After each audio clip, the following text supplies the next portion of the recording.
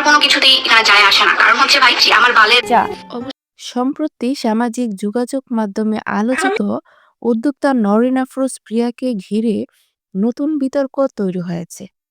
তনিকে উদ্দেশ্য করে লাইভে অশালীন মন্তব্য গালিগালাজের অভিযোগে তিনি ব্যাপক সমালোচনার মুখে পড়েন।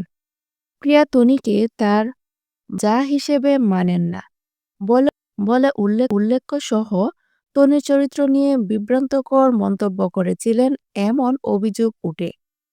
ঘটনা সূত্রপাতে পরে তনি জানান, প্রিয়া যদি প্রকাশ্যে ক্ষমা না চায় তবে তিনি আইনীয় ব্যবস্থা নেবেন। তনির দাবি, বিদেশে বসে যা খুশি তাই করবে সেটা আমি মেনে নেব না। প্রয়োজন হলে বিদেশেও আমার লোক আছে। এই মন্তব্যের পরে পরিস্থিতি আরও উত্তপ্ত হয়ে ওঠে। এর পরপরই নরিন আফরোজ প্রিয়া লাইভে এসে তনির কাছে ক্ষমা চান। লাইভ ভিডিওতে তিনি বলেন, এই আমার লাস্ট কথা, সো সরি, আমাকে মাফ করে দিবেন।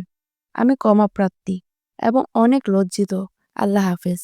তবে প্রিয়া কেন হঠাৎ করে লাইভে আসলেন এবং ক্ষমা চাইলেন, এর সুনির্দিষ্ট কারণ স্পষ্ট করেননি। তনির পক্ষ থেকে আইনীয় পদক্ষেপের হুমকি পাওয়ার পরপরই তিনি লাইভে আসেন বলে অনেকেই দাবি করছে।